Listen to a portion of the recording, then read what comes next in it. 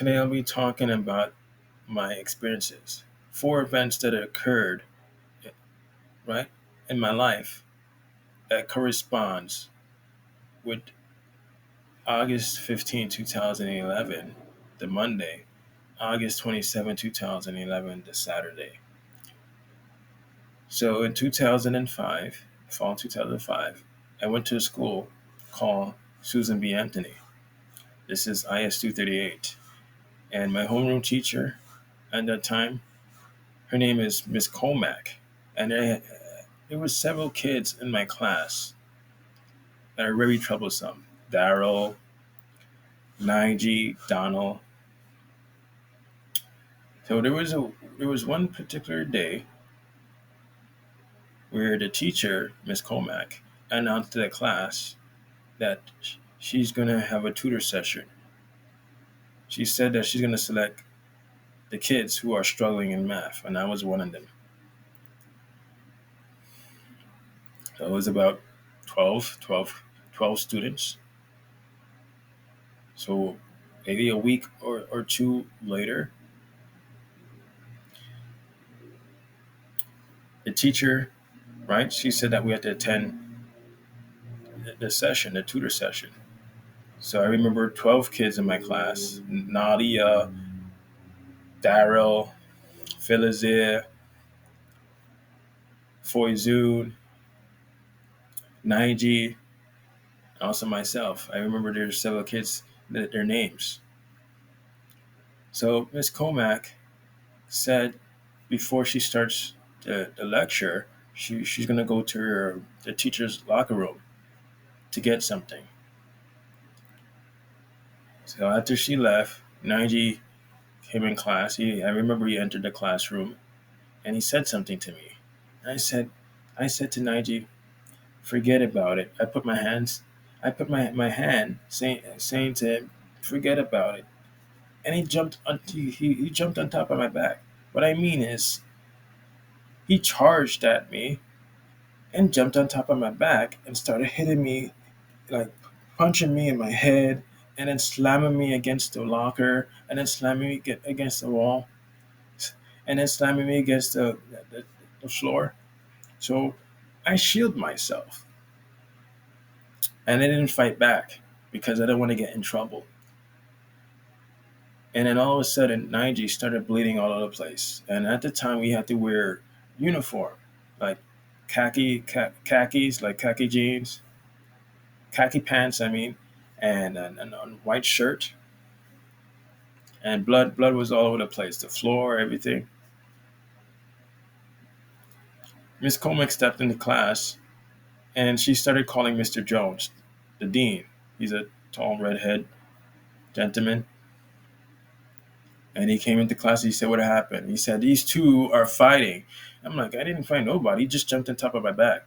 So Mr. Jones asked one of the kids in class. So it was Nadia.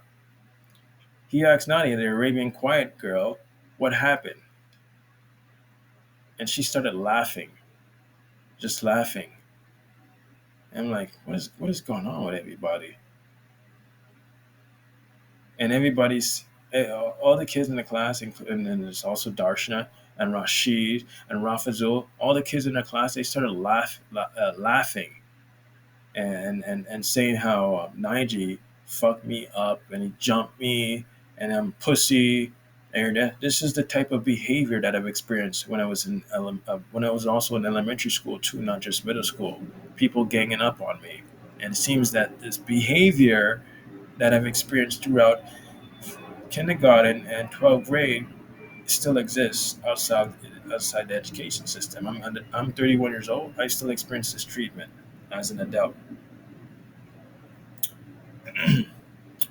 So after that, I remember I told my mom I'm not going to school the next day to give Naiji and myself a break because it seems like there was tension happening in that classroom environment. So yeah, when I was 12 years old, because I attended sixth grade at the age of 12 years old. I'm not supposed to be 12 years old in sixth grade. I'm supposed to be at least what in eighth grade at that time. I'm supposed to be in eighth grade, but you know The program derailed me in first grade and also second grade because I also had experienced the same type of treatment during that time, during those times. So the next day I went to school and my classmates, they said, "Oh yeah, Nige, fuck him up. Nige jumped him. They call me pussy. They said I'm sissy. Something's wrong with my brain, and they excluded me. They didn't want to have anything to do with me, my classmates, at all." So during parent teacher conference, it took what, a week later or a week or two later, Miss Comack said to my mother that there was a incident that took place in the classroom during the tutoring session, and the kid Naiji, the student, her student, which is she said the kid Naiji, there's a troublesome kid who's always getting into trouble, and she knows that I'm a quiet kid in class. And Naiji, he was bleeding all. She described how Naiji was bleeding all over the place, blood all over, and she said she's insisting that Miss Comack believed that I punched Naiji in the nose, and I never did. I shielded myself. So during the weekend, was it a Saturday? I remember I woke up 9 o'clock in the morning, and my mother, she went inside the closet. Like, what are you doing? What are you doing in the closet? I'm asking my mom, what is she doing? I'm confused. And she took out my belt.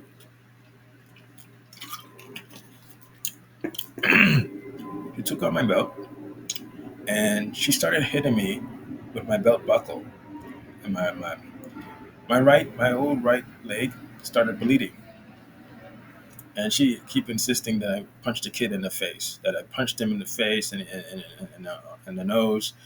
Keeps phrasing it that way, and I did it on purpose.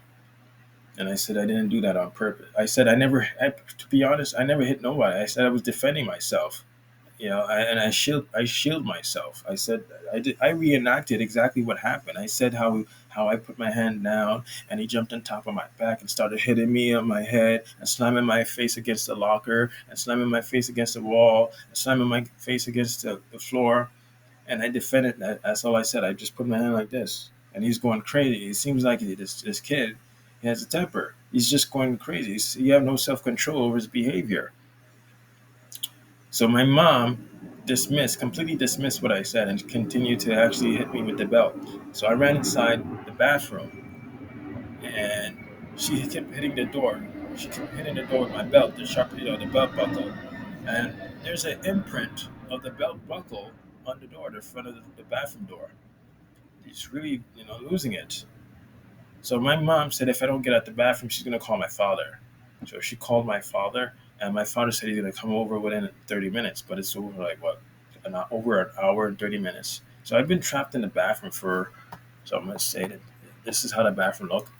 I've been trapped in the bathroom for at least 2 hours while my mom keep insisting that I punched the kid in the face, and she's keep hitting the door. And then 30 minutes the 30 minutes later, because I've been in that bathroom for 1 hour and 30 minutes, 30 minutes later, so that makes 2 hours, is where my father arrived, and he said, Andro, get out the get out the bathroom.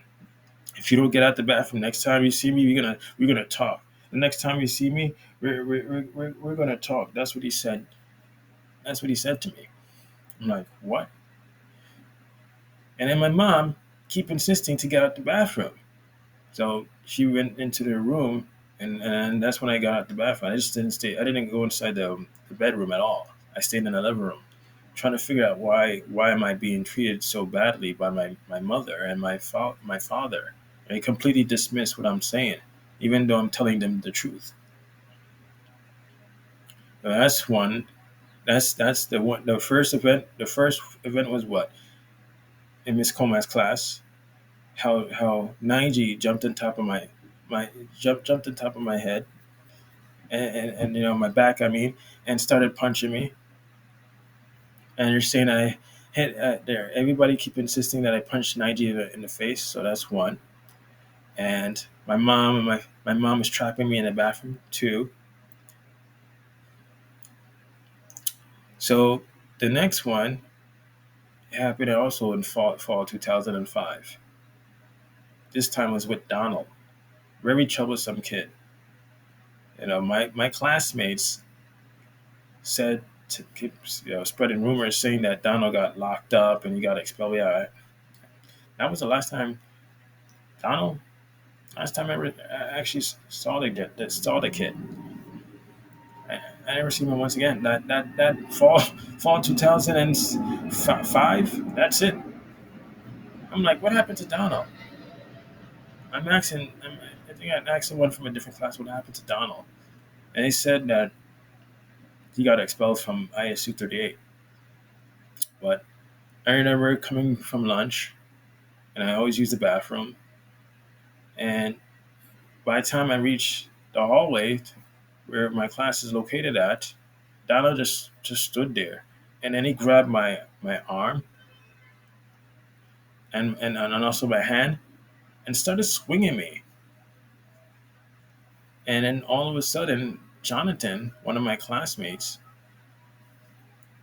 in the mix, he ended up in our way. He just walked in and I ended up hitting Jonathan, and it makes it look like I did it on purpose.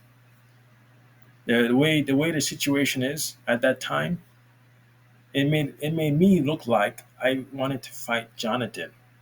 So Miss Comack, my white teacher, my sixth grade white teacher, she was standing aside. She's a math teacher. She was standing aside, standing right outside, like she always do. Like it's like she's something about this teacher. She's the only teacher who does that, who behaves that way. Stand out in the hallway, looking, left and right, and she saw what happened. So she called Mr. Jones. Here you go again, Mr. Jones, the tall white, the tall redhead white gentleman. Mr. Jones said, "What happened?" And and and and and Miss Comack, she said to Mr. Jones, Miss Comack, right, said to Mr. Jones that me and Donna was trying to beat up Jonathan. So there was a translator in my class. His name is Samuel. He's Haitian. He speaks Creole.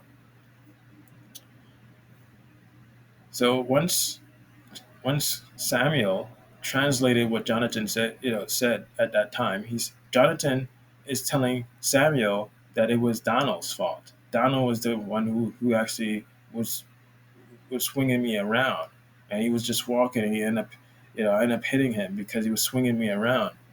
So yeah, everything was done, and Donald got in trouble. Except for me, I didn't get in trouble. After that, I started hanging out with Samuel, the heavyset kid, and also Jonathan, and Samuel's best friend Bernard, the Guyanese kid. I started hanging out with them all the time. And we talk about PlayStation 1 games, we talk about PSP games, Nintendo DS games, PS3 games. I started hanging out with them every day when I'm in school. Every time I see them in school, I hang out with them at lunch and also at the gym. They made me feel comfortable compared to the other kids in my class. They made me feel uncomfortable. The other kids in my class made me feel uncomfortable. So their behavior and my new friends made me want to go to school every single day. They motivate me to go to school. They made me feel comfortable. But I'm just saying that I was accused of hurting someone. This makes what? How many times? Two times. On top of being trapped in the bathroom three times. These events occurred three times. Now, the fourth time was me and Jonathan. So Jonathan is from Haiti, right? Came from Haiti. He came from Haiti. What? Fall 2005, and he's not that fluent in English, but I still hang out with him. So me and Jonathan at the time, we was hanging out. We was talking about our classmates. This was what fall. This was fall 2006. We was in seventh grade. We had Mr. Sutton as our teacher. Mr. Sutton is the heavy set gentleman. He always wear the Bluetooth earpiece, and he's always talking. He have a deep voice. We always make fun of Mr. Sutton. We talk about our classmates like Sonny, Darshanat, but it seems like my classroom is always toxic.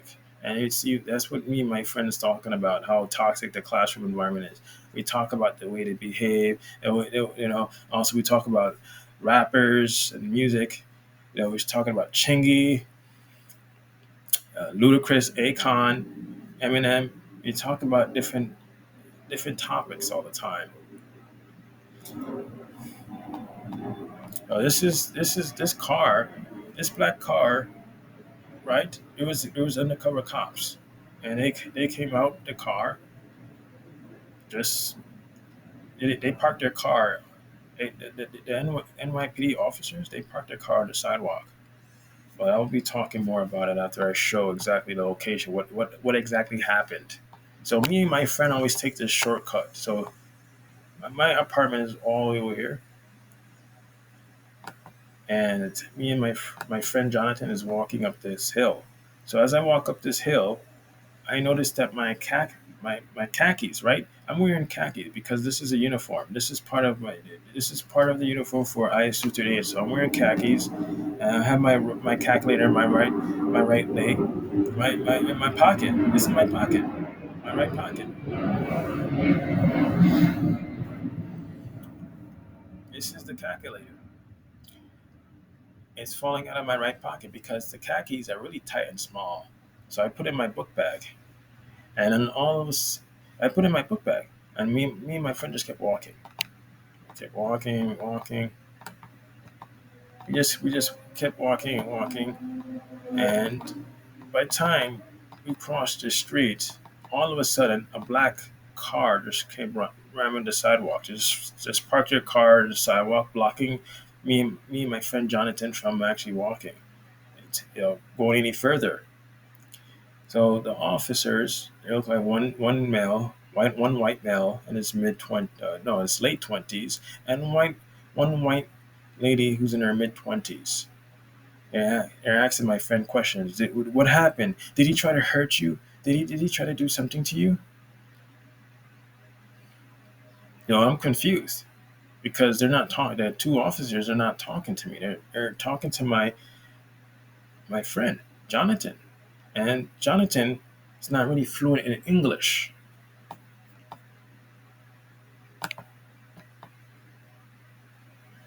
He doesn't really speak. The way he speaks English is really poor. It's really hard to actually understand what Jonathan is saying, and it took the officers like 10 minutes to actually get an answer out of Jonathan. And after Jonathan said no, two officers said that they see a knife. They said, "What do you have in your pocket?" I said, "Knife. What knife?" They said they asked the two officers asked me to take out whatever I had in my right pocket. I said, "I don't have nothing in my right pocket." Then they said, "Check my left pocket or my back pocket." So I'm going inside my book bag, and the two officers are really paranoid at me. I'm like, "What the hell?"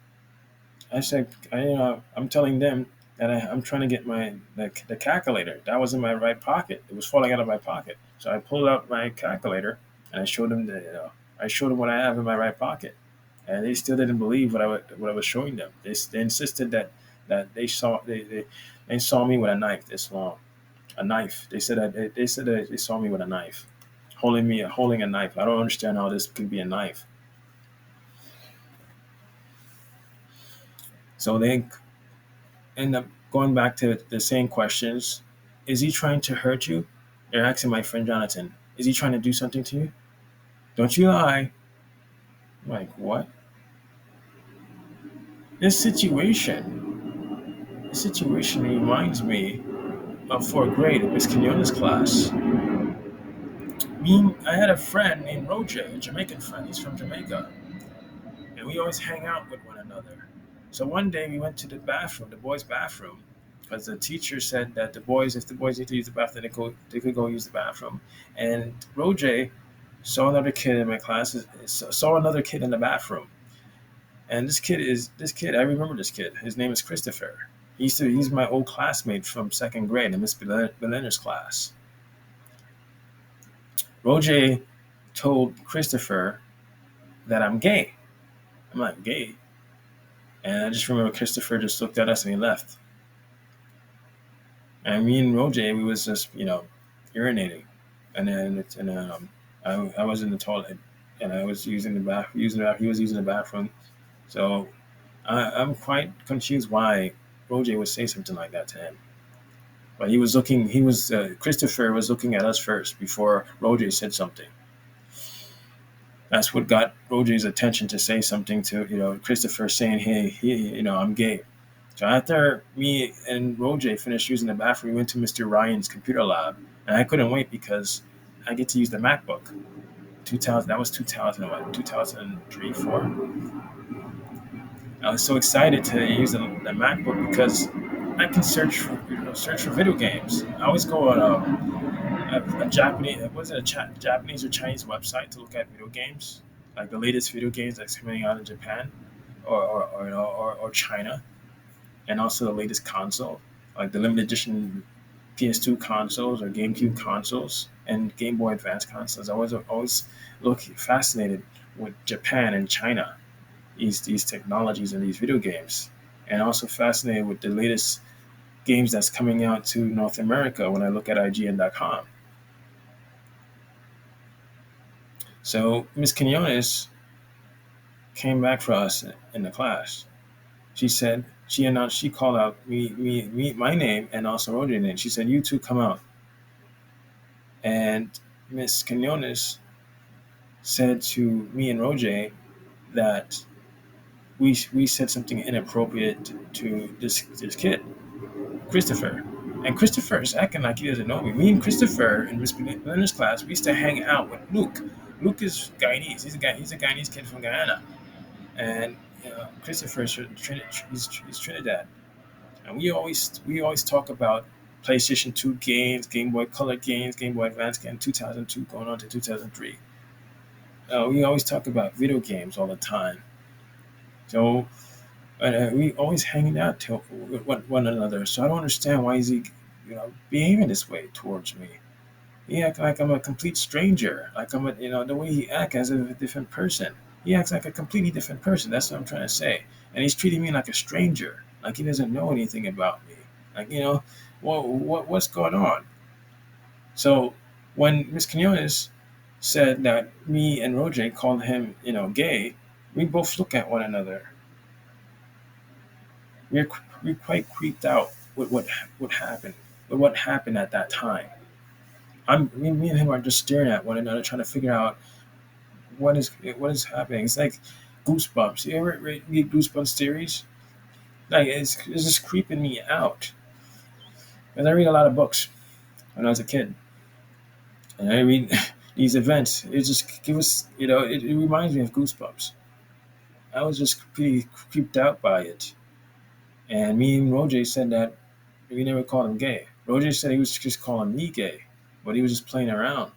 So me and Roger, we got lectured by the Miss Quinones, and we went back to class. So as we sat down back in class in Mr. Ryan's class, computer lab, you know, we both was looking at one another, trying to figure out what the hell happened. We don't know what's going on. So the next one is the next one happened the next. So this behavior where Christopher is acting like I'm a complete stranger. Well, this time it takes form with Miss Quinones. But the next following year is when I have a different teacher. His name is Mr. Bata. He's my fifth grade teacher. So I remember after Mr. Bata picked me and my classmates up from the auditorium, right? He made us use the bathroom. After we finished using the bathroom, there was a kid in my class. His name is Satish. He keeps slapping me in my face. Keeps doing it every minute, and I'm trying to tell him to stop. I think I was trying to hit his hand away, like get his hand away from me, and hit him back. And all of a sudden, Miss Quinones, that same my old teacher from last year at that time, she's my fourth grade teacher. She told Mr. Bata that one of his students is fighting on the line, and Mr. Batat did this to me. You come here, come in front of the line. I'm like, what the hell did I do? And it made me feel like, he humiliated me in front of the class. He made me feel like there's something wrong with my behavior, and there's nothing wrong with my behavior. And that's the same. This is the same behavior, and that's why I notice it corresponds. This also corresponds. The fact that I was stopped by the cops, and me and my friend Jonathan are looking at one another. We're in a confused state, trying to figure out why what's happening, why these cops are stopping us. It reminds me of the time with the bathroom with me and Roj. It reminds me of the time with Satish. Not with just Satish. There's also Christopher. How their mind is in a blank state, and they're completely oblivious to who I am. Even though I know Christopher for the whole, I spend time all the time. I spend my time with Christopher talking about video games during when I was in my second grade class. And the same goes for Satish and Miss Canales when I was in fifth grade. The way Miss Quinones behave, like she doesn't know me. She knows that I'm a very quiet student and I'm very quiet and well behaved. I don't hit nobody.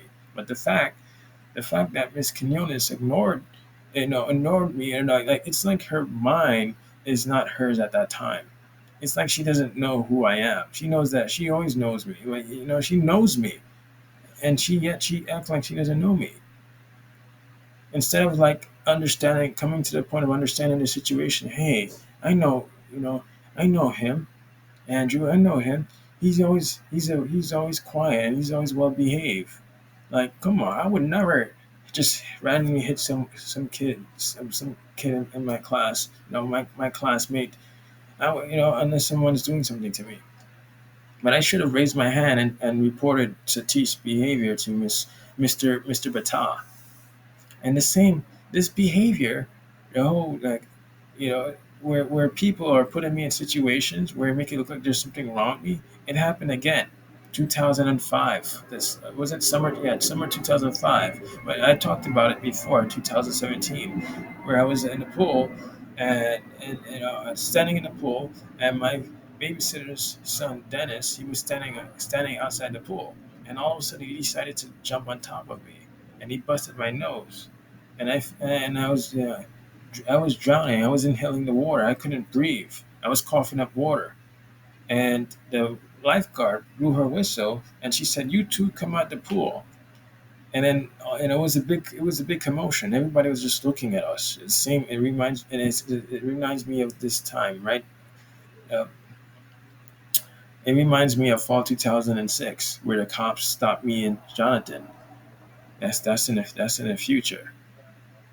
And everybody's just staring at me and Dennis, and it's like everybody just looking at us, and it's so bad that Dennis' mother on the opposite side of the pool, because she's in the opposite side, she's in the kiddie. There's a kiddie side of the pool and there's an adult side of the pool. She actually got up and got dressed and came to our location, where the lifeguard was saying that I was playing around, skylocking in the pool, like I was playing around in the pool, and I didn't. I wasn't playing around in the pool at the time. I was just standing. I just stood there. How can I, what am I doing wrong? So what even made the situation even more worse is that the fact that one of the one of the children who are in the adult pool accused me of kicking her in the face. She made the situation even worse, to the point that I had to get banned from, going to this pool ever again, from Liberty Avenue pool. I got banned, and it's just not just me. It's also Dennis. Both of us are permanently banned from it, going to the pool ever again. That's what the lady said. She said we can no longer go to the pool no more. That's it, for life. It reminds me, the situation that occurred back in fall 2006 reminds me of these events. It correspond, but the fact that these events happen, like I'm talking about being accused of hitting someone and punching someone in the face, and then being locked in the bathroom, right? And then hurting my friend. And then once again, I'm being accused of hurting my friend and having a knife 4 times. This corresponds with the future. Now, August 15, 2011 is when I move into my 96-year-old aunt's house, right? Because my mom said that she's running out of unemployment money. And a week, was it 2 weeks before we moved into Aunt B's house, right? At that time, my mom received a call from Aunt B. She said, "Would the boy be happy in the basement?" And when I went to the when I got there on August 15, 2011, the only place that is available for me and my mom and sister to live is the basement. So what she's talking about? Why she's excluding my mom and my sister? Well, from actually saying, would they be happy in the basement? That's my mind is trying to make sense out of this. My mind is trying to make sense of what's happening. Why is it that they're so fixated on me not being happy with the basement?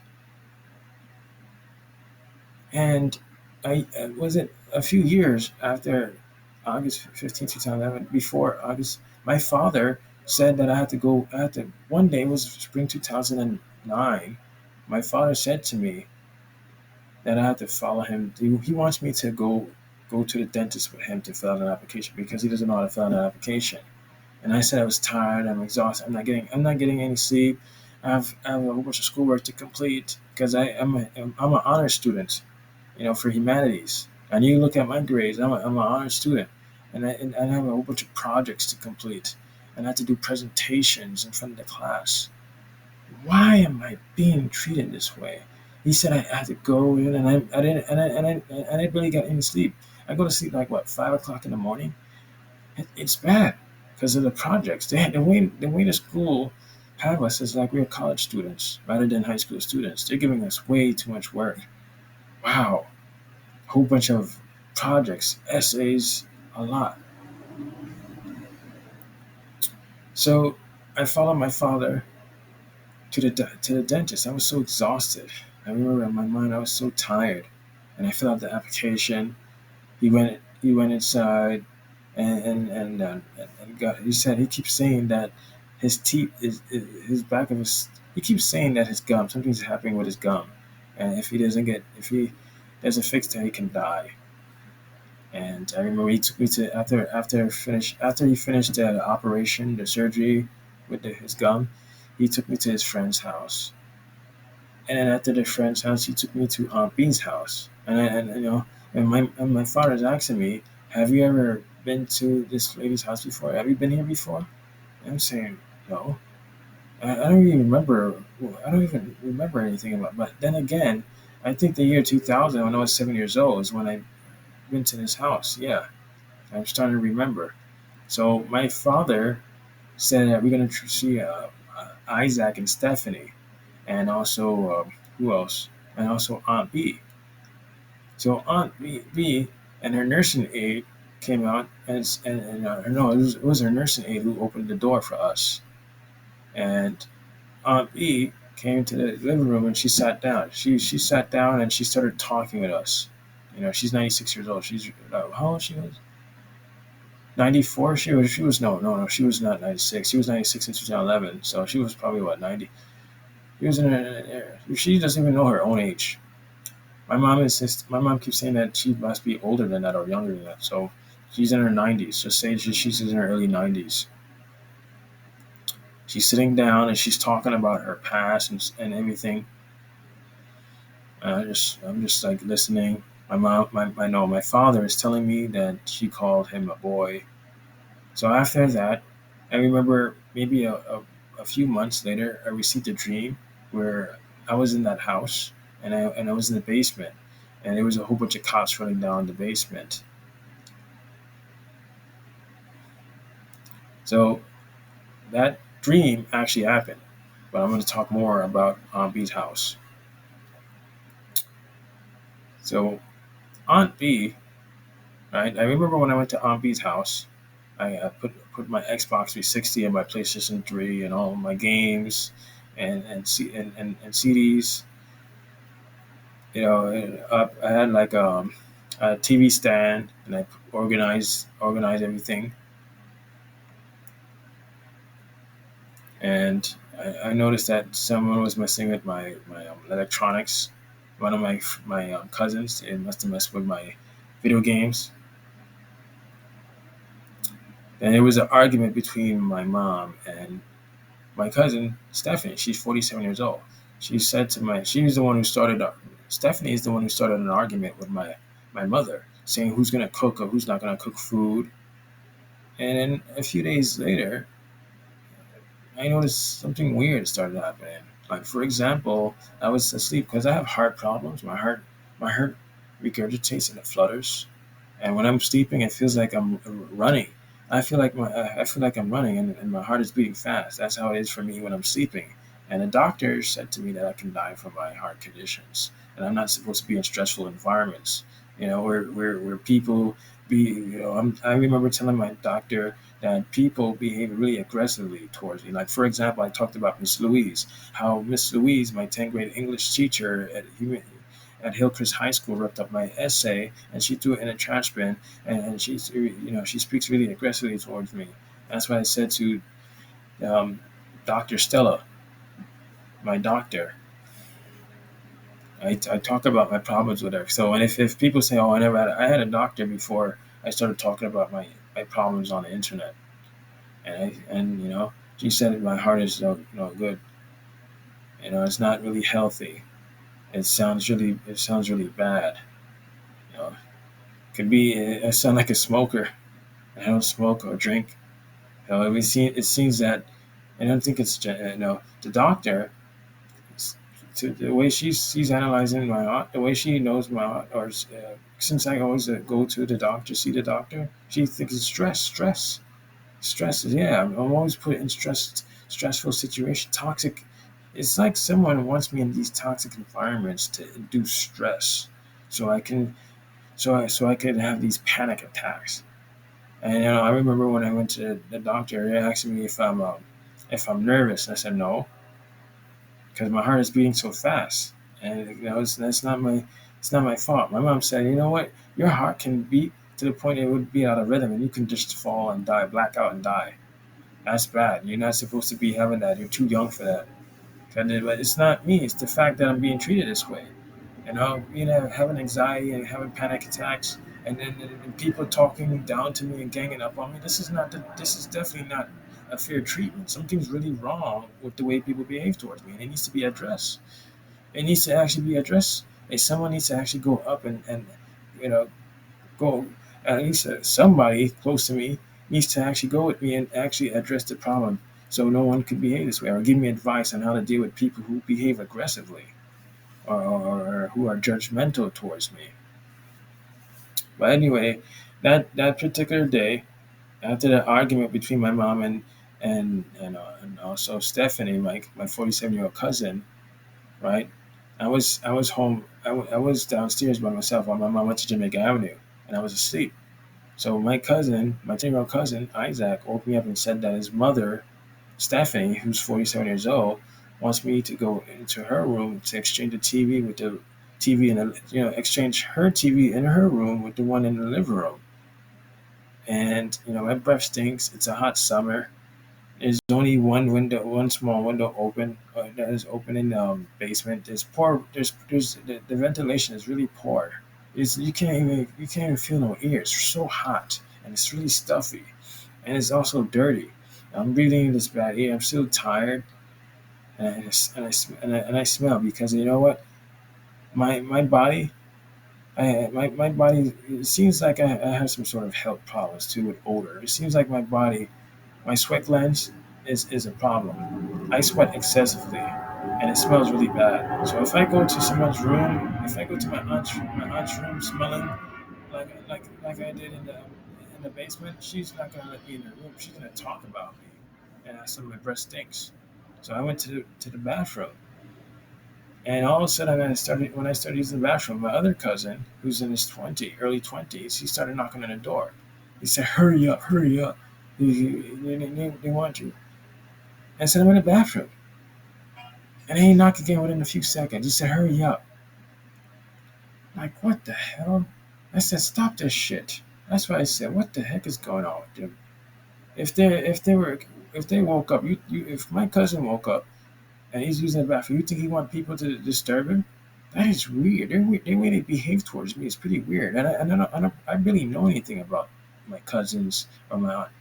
I don't know nothing about them. I don't know anything about them.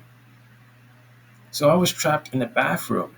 So this is playing this event is happening. It's occurring once again.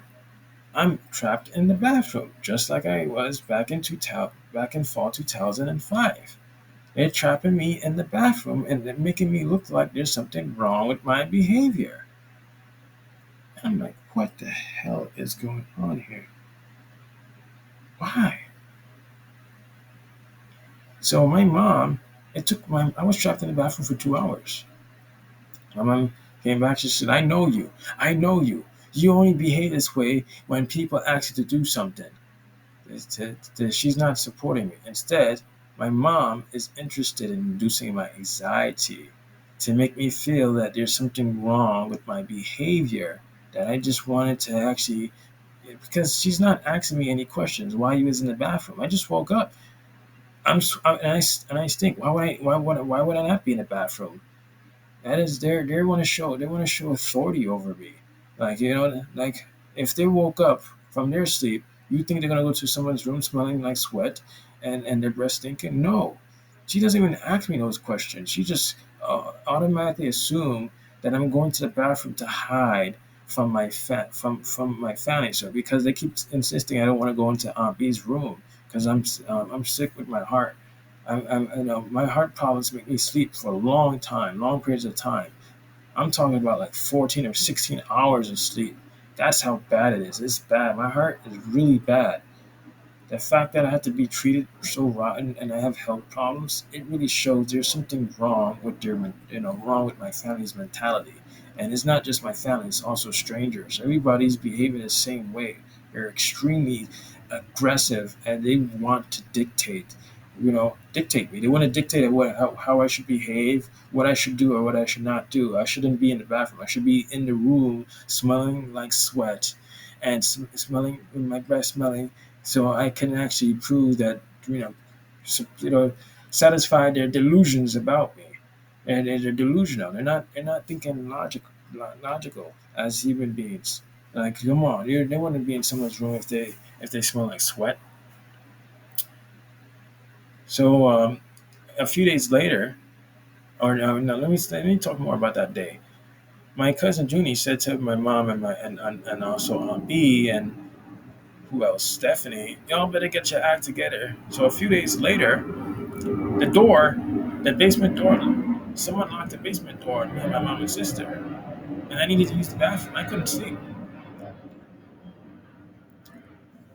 I was so exhausted because I was holding my urine in. That's bad. And I was so, when I went to use the bathroom and I went back to sleep. And I was so exhausted the next day, another day. So this one day, you know, it was what, August 27th, 2011, the Saturday. I woke up. What time I woke up? Early in the morning to play Dragon Ball Z on my PSP. And I went back to sleep because my heart. I told my mom. Either I said to my mom or I said to my mom that I'm tired and my heart is just acting up. I went to sleep and then I was woken up by my cousin Isaac, my 10-year-old cousin Isaac, and my sister, my 8-year-old sister. They woke me up. I remember hearing my sister say, "Stop it! Stop it! Stop it!" And I see that my cousin is hitting my sister with a yellow toy bat. And my sister ran up the stairs because Isaac is behaving, crazy. He's behaving erratically. He's not behaving himself. He's just going crazy. He's just swinging the bat and doing silly stuff with the bat. And then after my sister went up the stairs, he started hitting me with the toy bat. This is definitely not like Isaac. Isaac never behaved that way before until that bathroom.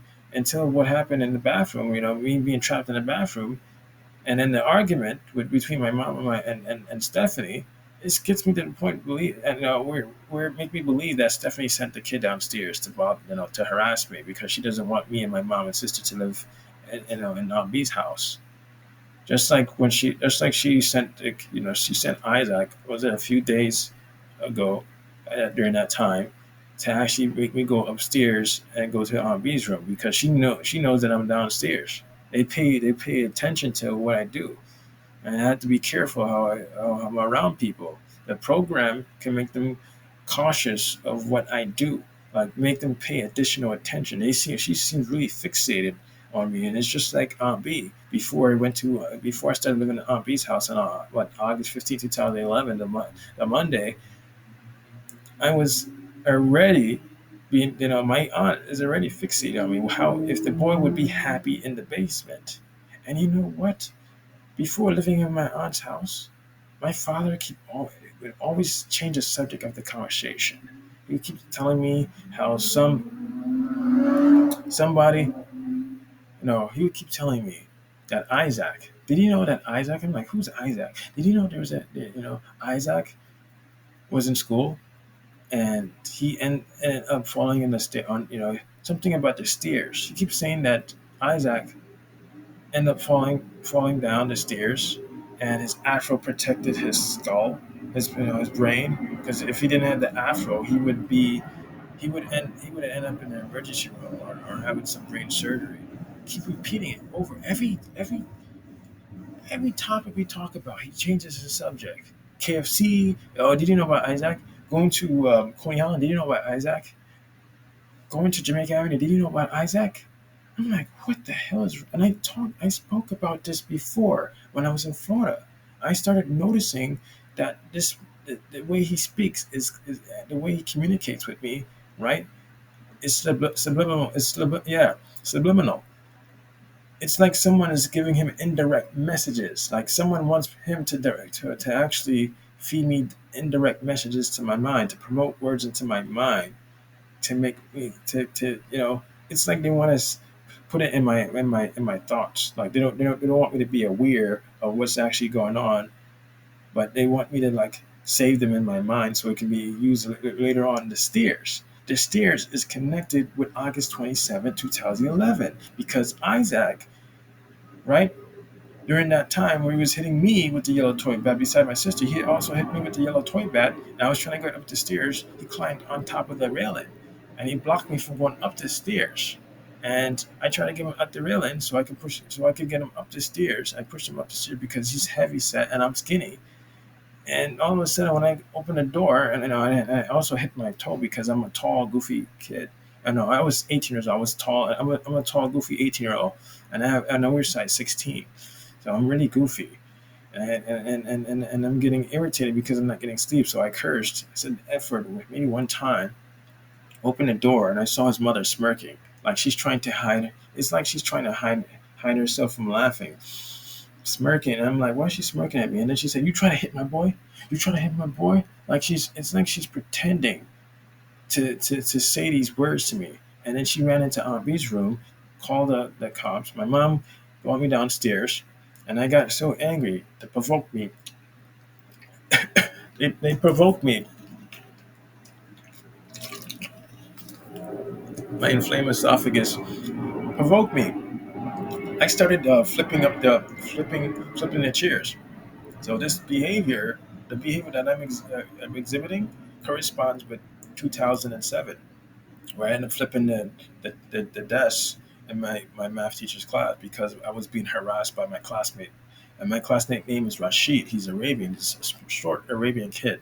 And my teacher didn't do a damn thing about Rashid behavior. Instead, he calls Mr. Jones and said to Mr. Jones that I'm the one who's misbehaving. And Mr. Jones didn't write down the because he wrote Mr. Jones, right? He said I had to attend detention, and I'm getting suspended. So Mr. Jones didn't write the room number for the detention room for the next day because I'm not supposed to attend none of my classes. And this behavior that I'm experiencing at that time induces my anxiety. I'm self-conscious about how people think about me. To wander a classroom, to wander around the hallways, not knowing where I'm going, and people are looking at me like, "Where is he going?" And they see me running in circles. I'm thinking negative about people. I'm already thinking that there's people judging me. It induces my anxiety. The fact I'm in this situation, and then I have to go to a room that I never been to in my life. And I spoke about it, how teacher picked on me, the detention room teacher picked on me. She sent me downstairs, and I had to carry these huge lunch bags. Yeah, that's the reason why. Is to actually humiliate me. And everybody looking at me struggling going up the stairs always wants me in a situation where I'm struggling. And then the lunch lady in the cafeteria said to me that there's supposed to be two students, not one student. Where's the other student? Because she's aware of the detention room. She knows that there's always two students coming to pick up the lunch bag. So why me? Why am I being treated this way? That's the question. Why am I being treated this way in the first place? What's going on?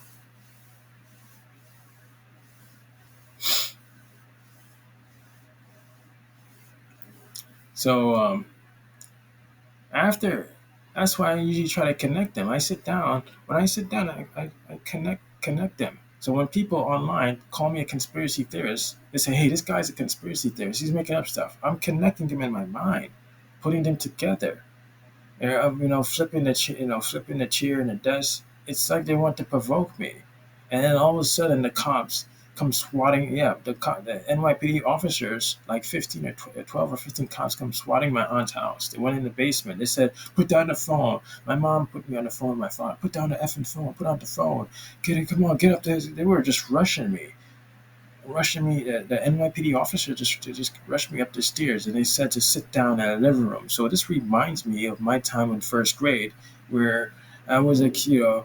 Since someone stole my lunch money, my one of my classmates they sneaked my lunch money out of my right pocket, and I was in a situation where I didn't know what to do. And my first grade teacher, Miss Ferrari, she sent me downstairs just like that, without no food in my stomach. That's crazy. I couldn't eat no food. I'm watching my classmates that stole my lunch money eat food, and I'm not. And I need food. When you're 6 years old, especially when you're a little kid, and you're in school all day, you need food. You need nutrition in your body. Without any nutrition, how are you going to be able to concentrate? Of course, I'm cranky. That's why I ended up hitting the scissor in that kid's head. But I was trying to, make him feel intimidated by me. Like, hey, I was trying to actually make him give me back my lunch money. But the fact I'm being treated this way, it makes me feel irritated, horrible. Like, what the hell did I experience, man? But it's a repeat.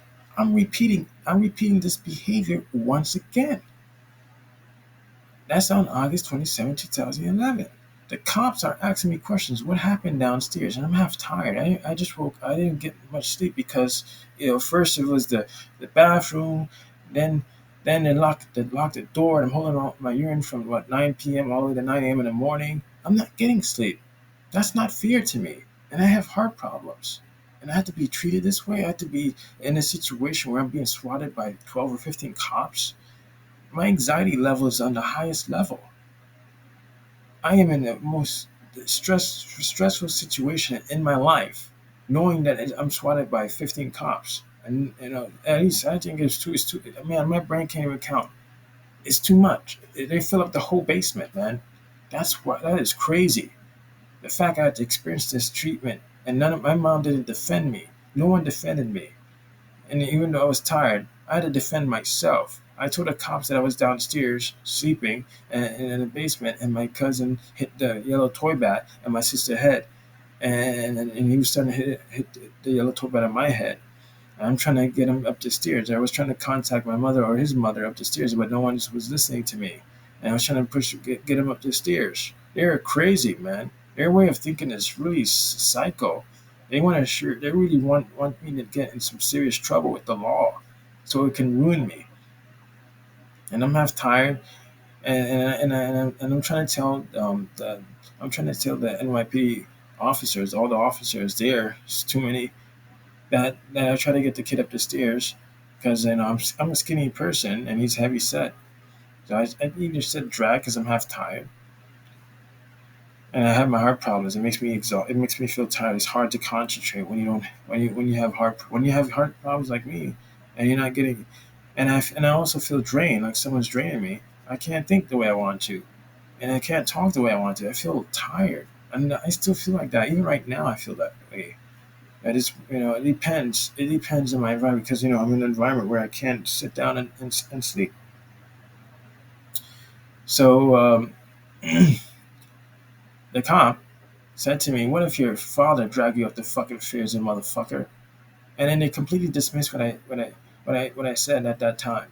I'm telling the officers that I was trying to push him up, get him up the stairs, not drag. And I wanted my sister. I said to my sister, since my sister's a witness, right? Because they had my cousin, my 10-year-old cousin, as a defendant. He had to say something to the cop. What did he do to you? The cop was asking, what did your cousin did to you? Well, did he hurt you? And it's a repeat. It's a repeat of IS-238. Repeat of it with Naiji. Did he punch you? Oh, look him. And then my aunt, my no, my cousin Stephanie. She's acting pitiful in front of the cops. Look what he did to my son's face. It's all swollen. To actually make the cops say, "Oh, so there's something's really wrong with this guy's behavior," and it reminds me this behavior, yeah, corresponds with it corresponds with my fourth grade teacher, Miss Quinones. Miss Quinones one day said that I was a liar. She said to the class that I'm a liar because she looked at my mom's letter. She said that I don't want to do something about me not doing the homework, or the teacher's not giving me the homework, and she said that I'm a liar. And then she wanted pity from the Miss Quinones wanted pity from the class, and then the class said, "Yeah, he's always lying." So it corresponds. I noticed that the behavior corresponds. The way they think and behave corresponds. Every time I'm put in situations, it's like someone wants people to look pitiful. They want to give them all the attention and give me less of that attention. Just like when I was a kid in first grade and second grade, throughout my years in elementary school and middle school and high school, they give me the teachers give me less attention, and they put their full attention. They give the children in my class more attention than me, less attention towards me. So that's neglect. This is not the appropriate treatment. This behavior, something's really wrong with the way they behave towards me. They're not supposed to be speaking to me that way or behaving that way, because the fact that I never punched my cousin Isaac in the face, and his mother at the time is like, looking pitiful, rubbing his face. She's trying to get me in some trouble. She wants me to get locked up. And when I was a little kid, my mom always had people saying that she said to me that people keep saying to her that when I grow up, I'm going to be in prison. I'm not going to be nobody. I'm going to be in the streets. And I used to have these negative thoughts about me being in the streets, and no one wants to be there. Everybody hates me. And now I'm 31 years old. I'm experiencing, and this is why the program want me here. It wants me in New York City so I can end up in the streets, and it's making the people behave aggressively towards me. That's why I start thinking. So when people are saying, "What? Why are you thinking? Why are you thinking that people, that someone wants you in a situation where they're on the streets? What does that have to do with the past? The behavior still exists. It's not supposed to. I was what, 12 years old going to IS-238, yet 18 years old. All these events that I experienced in middle school and outside of middle school, and also in elementary school, ends up happening all over again, but it's all merged into 2 weeks of living in my aunt's house.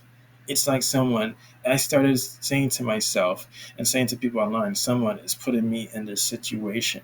And that's when I started connecting the dots here. The same person who got me left back 2 times in elementary school is the same person who's putting me in this situation with the cops with the 15 cops swatting my aunt's house. And I remember that cop saying that I have to get all of my personal belongings. I can't stay no more. And the next following week is when I start school. It's ridiculous that I have to move out of my aunt's house, and I'm a high school student.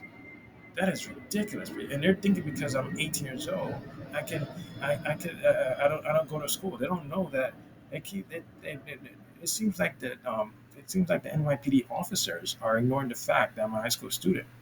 and I have nowhere else to go. Why is it that they're so interested in kicking me? It's like someone wants me out of this house. They don't want me. They don't want me to have a stable environment where I can sit down and do my schoolwork. See, just like my school, just like my classroom environments from elementary school to high school. It's like they want me in disruptive classroom environments to distract me from doing my schoolwork. They don't want me in a learning environment. I started paying attention to that, and I started realizing someone wants me in this situation. Because after I got all of my personal belongings, they made it like my mom and all of my cousins and the cops. They made like an entrance for me to leave Aunt B's house. It was pretty creepy, and it was just a staring into space. Like, what the hell is wrong with them? And I'm just looking at them, just walking out, just my mind is in a state of confusion. I don't know what's going on, and it's the way they behave is robotic.